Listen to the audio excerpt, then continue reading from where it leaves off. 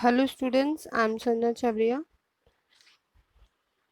Today we will continue a lesson for the students of class 12. This lesson is from your accountancy book and the name of the lesson is Accounting for Share Capital. Topic है oversubscription and undersubscription of shares. If applications are received for more number of shares than the shares issued for public subscription is known as oversubscription. As company cannot allot more shares than the shares issued, it has to refund excess application money to the applicants of shares. In these circumstances, company may allot full number of shares or not allot any share or allot partially number of shares to the share applicants against their share application. अब जैसे कि what is over subscription क्या होता है? जैसे कि एक company जब शेयर्स इशू करती है और वो शेयर्स पे जितने शेयर्स इशू किए हैं उनकी एप्लीकेशंस जो है उससे ज़्यादा नंबर ऑफ शेयर्स की मिले, यानी मोर नंबर ऑफ शेयर्स की मिले। जैसे फॉर एग्जांपल कंपनी ने 1 लाख शेयर इशू किए हैं पर कंपनी को 1.5 लाख जो है कि शेयर्स की एप्लीकेशंस मिले, तो मोर देन 1 लाख हुआ। That's why this is over subscription. और इन सर्कमस्टांसेस में कंपनी क्या करती है? ऑब्वियसली कंपनी ने जितने शेयर्स इशू किए हैं, ठीक है, उससे ज़्यादा शेयर्स कंपनी अलॉट नहीं कर सकती। तो इसीलिए कंपनी जो एक्स्ट्रा एप्लीकेशंस मिल गई उनको एक्सेस एप्लीकेशन जो है वो रिफंड करती है। क्या करती है? रिफंड कर देती है। और ऐसे सर्कमस्टांसेस में कंपनी जो है कुछ नंबर ऑफ शेयर्स को फुल अलॉट करती है शेयर, जैसे कि कुछ पहले पहले जो शेयर होल्डर्स आएंगे उनको फुल अलॉटमेंट मिल जाएगा। ऐसा भी हो सकता है कि कंपनी जो है नॉट अलॉट एनी शेयर्स, यानी बिल्कुल शेयर्स अलॉट नहीं करे, या कंपनी पार्शियली शेयर्स अलॉट करे। पार्शियली मीन्स थोड़ा शेयर, या तो फुल करे या बिल्कुल भी नहीं या पार्शियली। पार्शियली यानी कैसे होगा कि सपोज किसी शेयर होल्डर ने बोला कि हमें 1000 शेयर्स चाहिए और उन्होंने 1000 की एप्लीकेशन भेजी, पर कंपनी के पास नहीं है इतने शेयर्स, तो कंपनी ने सिर्फ 500 दिए, तो दैट इज पार्शियली, कुछ हिस्सा दिया सिर्फ। तो इस तरीके से कंपनी जो है ये सर्कमस्टांसेस चूज कर सकती है, बिल्कुल शेयर नहीं देना, या फुली सब्सक्राइब करना, या जो फुली अलॉट करना, या पार्शियली अलॉट करना। ठीक है। If applications are received for less number of shares than the shares are issued, it is known as undersubscription. According to SEBI guidelines, company must get the share application money for at least 90% of the amount called up by the public subscription. This minimum amount of subscription should be received within 30 days from the date of issue of prospectus. If company fails to get minimum subscription, then company cannot allot any share, or within 15 days total amount should be returned to the applicants. If company fails to return this amount within 15 days, then interest at the rate of 15% per annum has to be paid for each day.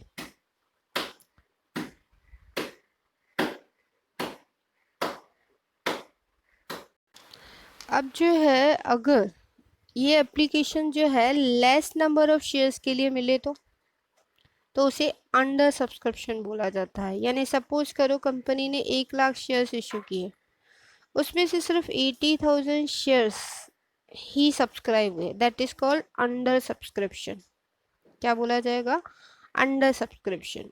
But SEBI के guidelines के according एक company के लिए 90%, at least 90% जितनी amount call up की गई है public subscription के थ्रू, उसका 90% एटलीस्ट कंपनी के पास in the share application formation में मिलना चाहिए।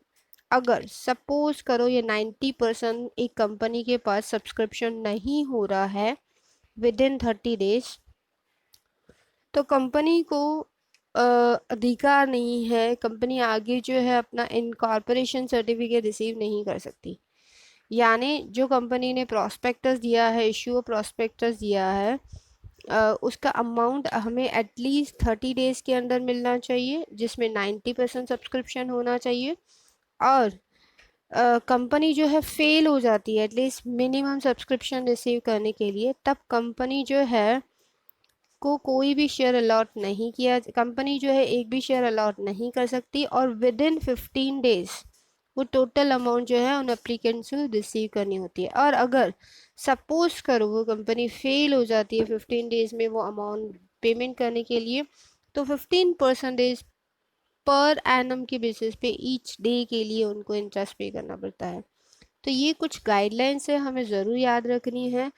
जैसे कि हमने ओवर सब्सक्रिप्शन पढ़ा, यानी जितनी एप्लीकेशंस जितनी कंपनी ने शेयर्स इश्यू किए हैं उससे ज़्यादा नंबर ऑफ एप्लीकेशन मिले, that is called over subscription. और अगर कम यानी समझो लेस नंबर ऑफ शेयर्स की एप्लीकेशन रिसीव हो तो उसे अंडर सब्सक्रिप्शन बोला जाता है। पर अंडर सब्सक्रिप्शन में कुछ रूल्स हैं। सेबी के गाइडलाइंस के अकॉर्डिंग जितना कंपनी ने शेयर एप्लीकेशन के फॉर्म में कॉल अप किया है उसका 90% अमाउंट एटलीस्ट कंपनी को मिलना चाहिए।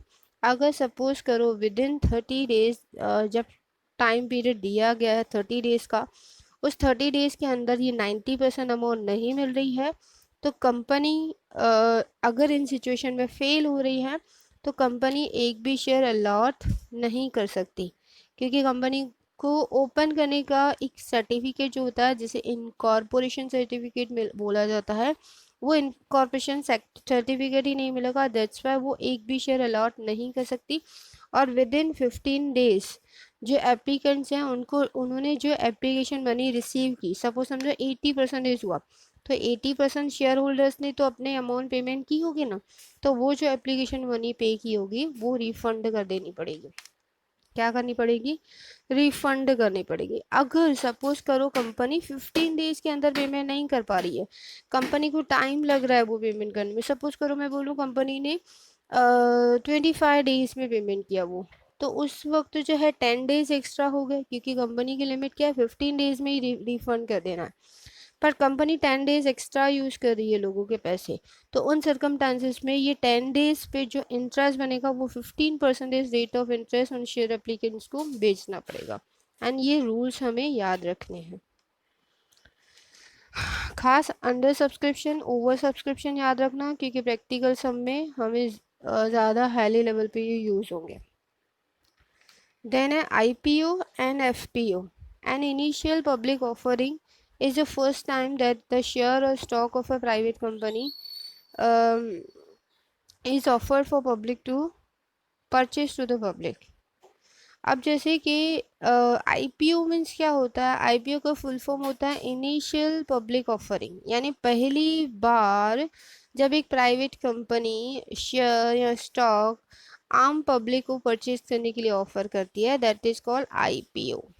ठीक है, यानी पहली बार होता है, फर्स्ट टाइम कंपनी दे रही है, ऑफर कर रही है कि आओ हमारे शेयर्स परचेज करो, that is called IPO।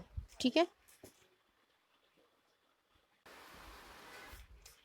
Next, if a company has already issued the shares to the public through IPO process and wants to increase the capital fund, then follow on public offer is issued by the company to public or to the investors।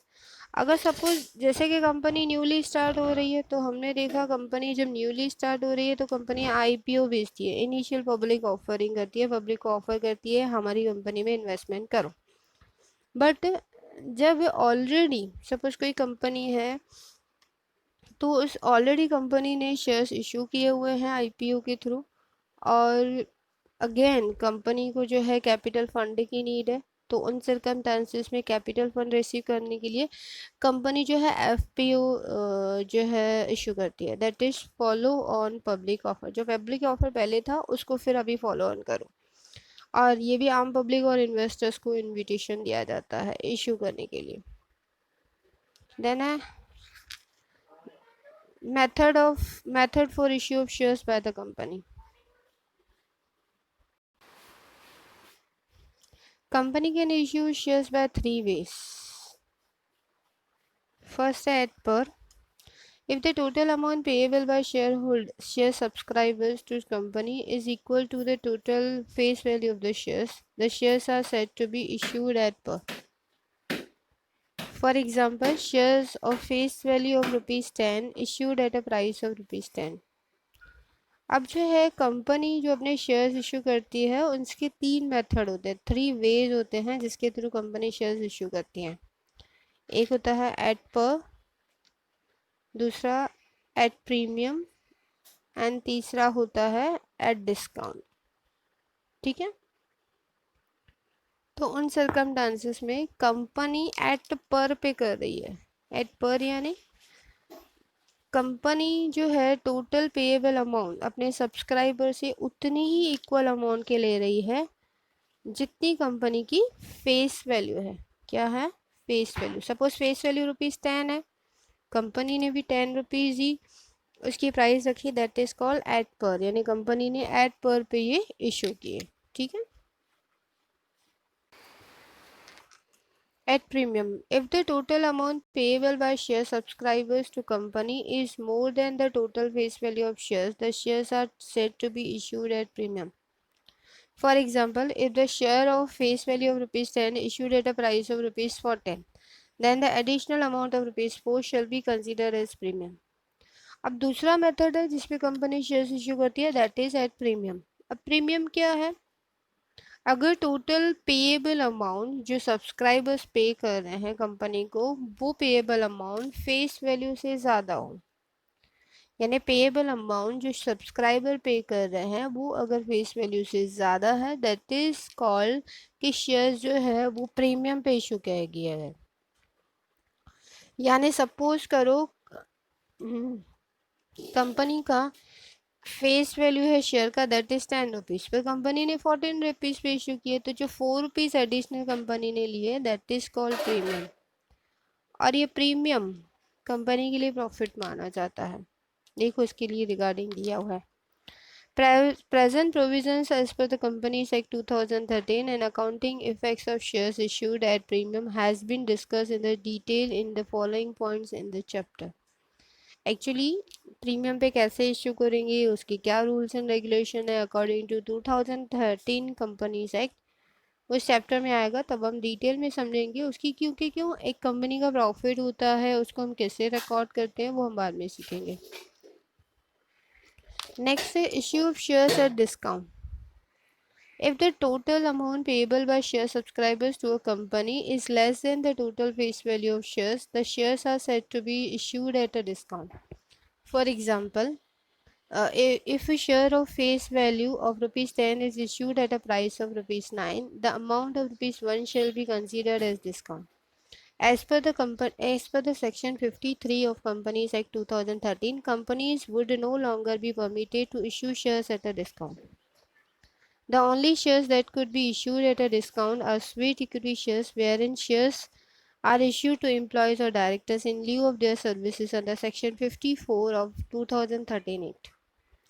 अब जो है third point दिया हुआ है issue of shares at a discount, यानी discount पे shares issue किए जाएं। अगर जो टोटल पेएबल अमाउंट है जो सब्सक्राइबर के द्वारा पेमेंट की जा रही है वो फेस वैल्यू से लेस देन हो, तो उससे हम बोल सकते हैं कि ये शेयर्स जो है एट डिस्काउंट इशू किए गए हैं। ठीक है, और उन सर्कमस्टांसेस में उनकी जो वैल्यू है, जैसे कि मैं बोलूँ कि फेस वैल्यू 10 हो पर कंपनी ने इशू किए ₹9 पे, तो ₹1 क्या हो गया? डिस्काउंट हो गया।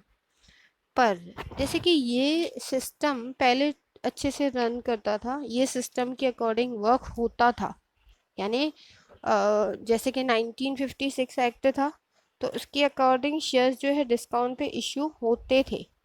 बट 2013 कंपनीज एक्ट जो आया उसके सेक्शन 53 के अकॉर्डिंग अब जो है शेयर्स डिस्काउंट पे इशू करने की परमिशन नहीं है कंपनीज को, और शेयर डिस्काउंट पे तभी इशू हो सकते हैं जब ये शेयर्स स्वेट इक्विटी शेयर्स हो जो एम्प्लॉयज़ या डायरेक्टर्स को दिए जाते हैं उनकी सर्विसेज के अगेंस्ट में, तब ये शेयर्स डिस्काउंट पे इशू हो सकते हैं, वरना नहीं। ठीक है, आगे बढ़ते हैं। Next topic is share capital transaction and its accounting effect. The following journal entries shall be passed in the books of the company in respect of share capital transaction. अब देखो ये बहुत इंपॉर्टेंट है, क्योंकि यही एंट्रीज के base पे हम पूरे सम्स करेंगे। तो प्लीज़ ध्यान दीजिए इन एंट्रीज पे कि जो जब शेयर कैपिटल ट्रांजेक्शन्स किए जाते हैं तो उसकी जर्नल एंट्रीज कैसे की जाती हैं। पहली जर्नल होती है entry on share application when share application money is received. अब जैसे कि हमें किस पॉइंट ऑफ व्यू से सोचना होगा, हमें सोचना होगा कि वी आर कंपनी, हम कंपनी हैं और हम अपने बुक्स ऑफ अकाउंट्स में एंट्री कर रहे हैं। ये पॉइंट समझ के ही हमेशा एंट्रीज को, जर्नल एंट्रीज को बुक्स ऑफ अकाउंट में रिकॉर्ड करने का। अगर ये पॉइंट आपके दिमाग में आ गया तो कोई दिक्कत नहीं है इनको करने में। जैसे कि अब पहले हमें क्या बोला, ऑन शेयर एप्लीकेशन। तो शेयर एप्लीकेशन के साथ क्या होगा, जैसे कि जो शेयर होल्डर्स होंगे वो क्या करेंगे, जो एप्लीकेशन करेंगे, एप्लीकेशन के साथ वो एप्लीकेशन की मनी भी देते हैं। वो एक इंस्टॉलमेंट, मनी का इंस्टॉलमेंट देते हैं। सपोज 2 रुपीज़ हम लोग ले लेते हैं कि 10 रुपीज़ का शेयर है, पर 2 रुपीज़ पर शेयर एक शेयर होल्डर ने पे किया, that is called application money. तो ये कंपनी के पास मनी कम से न होगा, यानी कंपनी के पास जो कैश बैलेंस है वो इंक्रीज होगा। बट क्या होता है कि यहाँ पे हम कभी भी कैश वर्ड यूज़ नहीं करेंगे। उसका रीज़न ये है कि कंपनी जब शेयर्स इशू करते हैं ना, और कंपनी जो भी शेयर्स इशू करें, परचेज करें, सेल करें, वॉट एवर कंपनी ट्रांजेक्शन्स करती है अपने इन्वेस्टर्स के साथ, वो डीमेट अकाउंट के थ्रू करते हैं। डीमेट अकाउंट किसका है, बैंक का अकाउंट होता है, एक डिपोजिटरी का अकाउंट होता है। तो जब भी ट्रांजेक्शन, जब हमें लगे कि कंपनी के पास कैश कम से होगा, तब हम कैश नहीं बैंक ही लिखेंगे। ठीक है, तो ये चीज़ ध्यान रखनी है। भले मैं बोलूँ कि कैश रिसीव हुआ, पर लिखेंगे क्या, बैंक ही। और ये भी अब चीज़ों को नॉलेज अभी आप लोगों को आ गया है, cash and bank almost equal होता है। तो that's why when share application money is received, because ये ऑनलाइन ट्रांजेक्शन्स होते हैं, बैंक के थ्रू होते हैं, that's why bank balance increase होगा या कैश बैलेंस इंक्रीज होगा। कैश कम से होगा कंपनी के पास, तो बैंक अकाउंट डेबिट करेंगे। फिर हमें मिला क्या, वॉट क्या मिला, तो हमें शेयर एप्लीकेशन मिला। तो क्या लिखेंगे, टू शेयर एप्लीकेशन अकाउंट। यानी जब शेयर एप्लीकेशन की मनी रिसीव होगी तब हम एंट्री करेंगे bank account debited to share application account. सिर्फ यहाँ पे एंट्री यही रहेगी हर बार, सिर्फ अमाउंट चेंज होती रहेगी according to number of shares, according to the face value, और according to the share application money हमने कितनी रिसीव की है पर शेयर। ठीक है, सेकेंड है when application are received for more shares then the shares issued and excess application money is to be refunded to share applicants. अब जैसे कि हमने ओवर सब्सक्रिप्शन पढ़ा, ओवर सब्सक्रिप्शन क्या था कि एप्लीकेशन जो है जितने शेयर्स इशू हुए हैं उसके कंपैरिजन में मोर नंबर ऑफ शेयर्स जो है उसकी एप्लीकेशन मिल रही है, जिसे हम ओवर सब्सक्रिप्शन बोल रहे हैं। तो जब मैंने आपको आगे ओवर सब्सक्रिप्शन में एक पॉइंट बताई थी कि जब ओवर सब्सक्रिप्शन होता है तो कंपनी क्या करती है कि वो शेयर्स जिन पे ओवर सब्सक्रिप्शन हुआ है वो मनी, एक्सेस एप्लीकेशन मनी, वो रिफंड करती है। अब रिफंड करेगी तो कंपनी जो है ऑब्वियसली, जैसे कि कंपनी जो है बैंक के थ्रू ट्रांजेक्शन कर रही है, तो सपोज कंपनी के पास जब पैसा आ रहा है तो बैंक बैलेंस इंक्रीज हो रहा है, पर कंपनी जब वो शेयर एप्लीकेंट्स को पैसे पेमेंट करेगी तो कंपनी की बैंक बैलेंस डिक्रीज होगा। बैंक बैलेंस इंक्रीज हो तो डेबिट होता है, बैंक बैलेंस डिक्रीज हो तो क्रेडिट होता है। तो यानी बैंक अकाउंट क्या हो जाएगा, क्रेडिट हो जाएगा। पर ये किसको भेजा जा रहा है, क्योंकि हमें मिला क्या, ऊपर हमें ऊपर एप्लीकेशन मिली और वही एप्लीकेशंस को हम रिफंड कर दे रहे हैं। तो डेबिट भी क्या हो जाएगा, शेयर एप्लीकेशन। यानी एंट्री क्या होगी, share application account debited to bank account. Third देख लेते हैं, When board of directors of the company approves the allotment of shares, then share application money in respect of share allotted is transferred to share capital. अब जैसे कि जो share holders होते हैं, उन शेयर होल्डर्स के कितने शेयर्स उनको अलॉट किए जा रहे हैं वो डिसाइड करते हैं board of directors of the company. तो अलॉटमेंट ऑफ शेयर्स किसके थ्रू होगा? बोर्ड ऑफ डायरेक्टर्स के अकॉर्डिंग होगा। बोर्ड ऑफ डायरेक्टर्स जो है शेयर अलॉट करेंगे, तब शेयर अलॉटमेंट करते समय जो शेयर एप्लीकेशन मनी मिली हमें, शेयर एप्लीकेशन मनी मिली हमें, वो हम शेयर कैपिटल में ट्रांसफ़र कर देते हैं। ये चीज़ ध्यान रखनी है। अगेन मैं बोल देती हूँ कि पहले पहले हमें शेयर एप्लीकेशन मनी मिलता है, फिर बोर्ड ऑफ डायरेक्टर डिसाइड करते हैं कि किन किन शेयर होल्डर्स को शेयर्स हम अलॉट कर रहे हैं, और अलॉट करते समय जो शेयर एप्लीकेशन मनी हमें रिसीव्ड हुई, हम शेयर कैपिटल में उसको ट्रांसफ़र कर देते हैं। और उसकी ट्रांसफरेशन एंट्री क्या होगी? तब एंट्री होती है share application account debited to share capital account. अब ऐसा क्यों किया हमने? वाई हमने शेयर एप्लीकेशन को डेबिट किया, शेयर कैपिटल को क्रेडिट किया? देखो, आपको ये चीज़ों का नॉलेज है। इवन जैसे कि कैपिटल की बात करें हम लोग, तो इवन हम इंडिविजुअल फॉर्म में भी ऐसे ही करते थे, बिकॉज कैपिटल जो है उसका क्रेडिट बैलेंस होता है, और जैसे कि हम रूल्स के अकॉर्डिंग चलें, कैपिटल कैपिटल एक पर्सनल अकाउंट होता है, debit the receiver credit the giver. तो कैपिटल में यहाँ पे ऑनर्स गिवर होते हैं, that's why capital account credit हो जाता है, इसीलिए शेयर कैपिटल क्या हो जाएगा? क्रेडिट। पर हम शेयर एप्लीकेशन को डेबिट क्यों कर रहे हैं? क्योंकि अब जो है हम शेयर कैपिटल का अकाउंट क्लोज करके शेयर जो है ना कैपिटल में लेके जा रहे हैं, सॉरी शेयर एप्लीकेशन का अकाउंट जो है हम शेयर कैपिटल में लेके जा रहे हैं। ठीक है, तो जब हमने शेयर एप्लीकेशन अकाउंट देखो ओपन किया, तो शेयर एप्लीकेशन हमने क्या किया? क्रेडिट किया। तो अब जो इसका अकाउंट क्लोज होगा तो शेयर एप्लीकेशन क्या होगा? डेबिट होगा। यानी एंट्री क्या होगी? Share application account debited to share capital account. ठीक है, इसी तरीके से अब जैसे कि शेयर अलॉट कर दिए तो ऑब्वियसली हम अलॉटमेंट की मनी भी कॉल करेंगे, क्योंकि मैंने आपको बताया एक टाइम पे नहीं, कई बार कंपनीज जो है ये मनी जो है एक साथ नहीं बल्कि इंस्टॉलमेंट में कॉल करती है। तो पहले एक एटलीस्ट एप्लीकेशन एंड अलॉटमेंट, ये दो कॉल तो होते ही हैं, और बाकी के इंस्टॉलमेंट कंपनी के ऊपर डिपेंडेंट होते हैं वो किस तरीके से ले रहे हैं अपने शेयर होल्डर से। ठीक है, तो on share allotment the applicants who were allotted shares become shareholders of the company when shares allotted money is called from the shareholders then। यानी अगर सपोज करो हमने शेयर्स अलॉट कर दिए शेयर होल्डर्स को, तो वो शेयर होल्डर बन जाएंगे कंपनी के, तो उनसे अभी जो है अलॉट करने की मनी कॉल की जाएगी। यानी जो एक्चुअली एक टाइप का इंस्टॉलमेंट है जो इन शेयर होल्डर से रिसीव किया जा रहा है। अब अलॉटमेंट मनी हम कॉल कर रहे हैं, कॉल करने की एंट्री क्या होती है? बिकॉज जो है अलॉटमेंट हम कॉल कर रहे हैं, अलॉटमेंट अकाउंट डेबिटेड, यानी शेयर अलॉटमेंट अकाउंट डेबिटेड, और ये हमेशा याद रखो शेयर कैपिटल क्रेडिट ही होता है। जैसे कि ऊपर वाली एंट्री आप देख सकते हो, जब हमने अलॉट एप्लीकेशन को शेयर कैपिटल में ट्रांसफ़र किया, देखो ऐसी ही सेम एंट्री है, यहाँ पे हमने एप्लीकेशन को डेबिट किया है और शेयर कैपिटल को क्रेडिट किया है। इसी तरीके से हमने यहाँ पे अलॉटमेंट पे भी क्या किया? खाली शेयर एप्लीकेशन की जगह पे शेयर अलॉटमेंट आ गया टू शेयर कैपिटल, और हर बार ये एंट्रीज रिपीट होती रहेंगी, सेम होती जाएंगी, सिर्फ जो इंस्टॉलमेंट के नाम है वो चेंज होते रहेंगे। ये चीज़ ध्यान रखना है हमें। देन दिया हुआ है when the amount due on allotment is received. Again यहाँ पे जैसे कि हमने पहले तो कॉल किया शेयर अलॉटमेंट के लिए कि शेयर अलॉटमेंट पेमेंट कर दो, ठीक है, ये कॉल किया है हमने।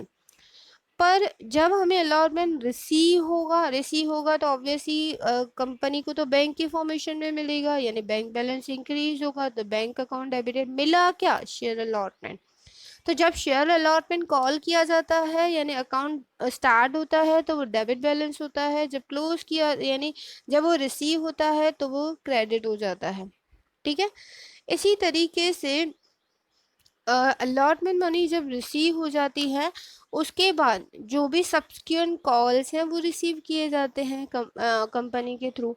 जैसे कि कंपनी ने फर्स्ट कॉल कॉल किया हो, when the first call is made after receiving the allotment money मिल गई, अगेन वो कंपनी क्या कर रही है, फर्स्ट कॉल कॉल कर रही है। अभी फर्स्ट कॉल करते समय एंट्री क्या होगी, जे जैसे कि हमने अलॉटमेंट की टाइम पे की सेम हमने क्या किया, share allotment to share capital, उसके बदले में हम क्या करेंगे, share first call account debited to share capital account. बार बार ये एंट्री सेम रहेगी, एक्सप्लेनेशन सेम ही है, सिर्फ नाम चेंज होगा। यहाँ पे पहले अलॉटमेंट था, अलॉटमेंट के बदले में क्या हो जाएगा, टू शेयर, और ये शेयर फर्स्ट कॉल, ठीक है, share first call to share capital.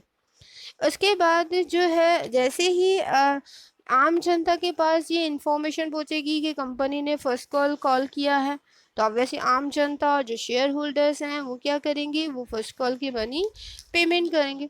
तो वो पेमेंट करेंगे तो कंपनी को रिसीव होगी वो अमाउंट, ठीक है। तो कंपनी को रिसीव होगी तो एंट्री क्या करेगी कंपनी, ये देखो वही दिया हुआ है, when the share first call money is received होगी तो कंपनी एंट्री करेगी। ऑब्वियसली कंपनी के पास बैंक के थ्रू पैसा आएगा, यानी बैंक बैलेंस इंक्रीज होगा तो बैंक अकाउंट डेबिटेड, और मिला क्या, टू शेयर फर्स्ट कॉल, ठीक है। इसी तरीके से सपोज सेकंड कॉल हो तो सेम एंट्रीज, खाली यहाँ पे फर्स्ट कॉल की जगह पे सेकंड कॉल हो जाएगा, यहाँ पे फर्स्ट कॉल के बदले में क्या हो जाएगा, सेकंड कॉल हो जाएगा। पर यहाँ पे कंपनी ने नाम दिया हो फाइनल कॉल, तो क्या होगा, यहाँ पे फर्स्ट कॉल के बदले में फाइनल कॉल और यहाँ पे फर्स्ट कॉल के बदले में फाइनल कॉल, ठीक है, एंट्री सेम, ठीक है। तो यानी अगर सपोज कंपनी जो है चार इंस्टॉलमेंट कर रही है, जैसे कि एप्लीकेशन, अलॉटमेंट, फिर फर्स्ट कॉल, फिर फाइनल कॉल, ठीक है, तो टोटल 8 एंट्रीज ये कंपल्सरी होंगी। उसमें आप एक पैटर्न देख लो, मैं आपको एक पैटर्न समझा देती हूँ। एक काम करते हैं हम लोग, पहले अलॉटमेंट से देख लेते हैं, एप्लीकेशन का मैं बता देती हूँ। एप्लीकेशन उल्टा होता है। सपोज जैसे कि हमने अलॉटमेंट कॉल किया, एंट्री देखो सेम ही हो रही है, हर बार सेम हो रही है, आपको यही चीज़ पे खास काम करना है। देखो, share allotment account debited to share capital किया, ठीक है, और जब हमने फर्स्ट कॉल कॉल किया ना तो हमने क्या किया, अलॉटमेंट की जगह पे सिर्फ क्या किया, share first call to share capital. और इसी सेम पीरियड में, यानी अगर सपोज कंपनी ने फाइनल कॉल किया हो, सेकंड कॉल किया हो, तो भी हम एंट्री ऐसे करेंगे, share final call account debited, share final call account debited to share capital account, ठीक है। और जब जो है अलॉटमेंट की मनी रिसीव होगी तो एंट्री क्या होगी, bank account debited to share allotment account. अगर हमें फर्स्ट कॉल की मनी रिसीव होगी तो हम एंट्री क्या करेंगे, bank account debited to share first call. इसी तरीके से सपोज फाइनल कॉल की मनी रिसीव हो तो अगेन हम एंट्री क्या करेंगे, bank account debited to share final call, ठीक है, to share final call. Second call दिया हो तो सेकंड कॉल लिखो, फाइनल कॉल दिया हो तो फाइनल कॉल लिखो, जो दिया हो, नाम जो दिया हुआ हो, ठीक है। पर देखो ये तीन केसेस में जब अलॉटमेंट हो रहा है, जब फर्स्ट कॉल हो रहा है, यानी कॉल्स हो रहे हैं, दीज आर कॉल, फर्स्ट फिर फाइनल हो या सेकंड हो, जो भी हो, इसको हम कॉल्स बोलेंगे, ठीक है। तो अलॉटमेंट के टाइम पे एंड कॉल्स के टाइम पे हर बार सेम हो रही है। पर एप्लीकेशन पे आते हैं। अब एप्लीकेशन में उल्टा होता है। एप्लीकेशन में क्या होता है कि पहले मनी रिसीव होता है, फिर हम इसको शेयर कैपिटल में ट्रांसफ़र करते हैं, ठीक है। यहाँ पे देखो, एप्लीकेशन मनी पहले रिसीव होता है, तो allotment first and final call में क्या हो रहा था, पहले मनी रिसीव हो रहा था तो bank to allotment to share first call to share final call ऐसे कर रहे थे। यहाँ पे पहले एप्लीकेशन की मनी मिलती है, बाद में शेयर कैपिटल में ट्रांसफ़र होता है, क्योंकि जैसे कि शेयर होल्डर को हम एज ए शेयर होल्डर तक कंपनी कब कंसीडर करेगी, जब उनकी तरफ से एक कंफर्मेशन आएगी, पैसे आएंगे एप्लीकेशन के, तब जाके उनको हम कंफर्म करेंगे हाँ आप शेयर होल्डर हो। तो कुछ मनी जो है रिसीव होगी ना पहले, तो इसीलिए शेयर एप्लीकेशन में पहले मनी पे करती है शेयर होल्डर्स, इसके लिए पहले बैंक टू शेयर एप्लीकेशन होता है, फिर उसको ट्रांसफ़र किया जाता है शेयर कैपिटल में, इसलिए share application to share capital. और दूसरी ये एंट्री थी, ये क्या थी, रिफंड करने की थी कि जो कुछ शेयर होल्डर ओवर सब्सक्रिप्शन हो जाता है तो हम एंट्री करते हैं शेयर एप्लीकेशन टू बैंक। और ये वाली एंट्री जो है ना, हम इसके साथ कंबाइन भी कर सकते हैं। जैसे कि ये हमने शेयर और हम हर बार कंबाइन ही करेंगे आगे भी, ये चीज़ ध्यान रखना। हमने एप्लीकेंट्स की जो अमाउंट हम रिफंड कर रहे हैं तो हम एंट्री कर रहे हैं शेयर एप्लीकेशन टू बैंक, तो यहाँ पे टू बैंक एक्स्ट्रा हो जाएगा, यानी share application account debited to share capital to bank. यानी इसके साथ में क्या होगा कि ये एंट्री में दो चीज़ें हो गई, एक तो शेयर कैपिटल को, शेयर एप्लीकेशन को हमने शेयर कैपिटल में ट्रांसफ़र कर दिया, दूसरा शेयर एप्लीकेशन मनी को हमने जो रिफंड करना था वो भी रिफंड कर दिया। वो हम प्रैक्टिकल सब में सीखेंगे कि किस तरीके से कितनी मनी हमें रिफंड करनी होती है, वो प्रैक्टिकल में सीखेंगे हम लोग, ठीक है। तो ये जर्नल एंट्रीज आई होप आपको अच्छे से समझ आई होंगी, और अच्छे से प्लीज़ एक बार लर्न कर ही लेना ये जर्नल एंट्रीज, क्योंकि अगर ये लर्न नहीं है तो आपको सम बिल्कुल भी अच्छे से समझ नहीं आएगा। तो please learn it by heart, okay. और अंडरस्टैंड कर लो तो उसको याद करने की भी ज़रूरत नहीं है, एक अंडरस्टैंडिंग रख लो, जैसे मैंने बता दिया वैसे ही अंडरस्टैंडिंग रख दो, तो याद करने की भी ज़रूरत नहीं है। तो आई होप आपको समझ में आया होगा। Thank you for watching this video, good bye.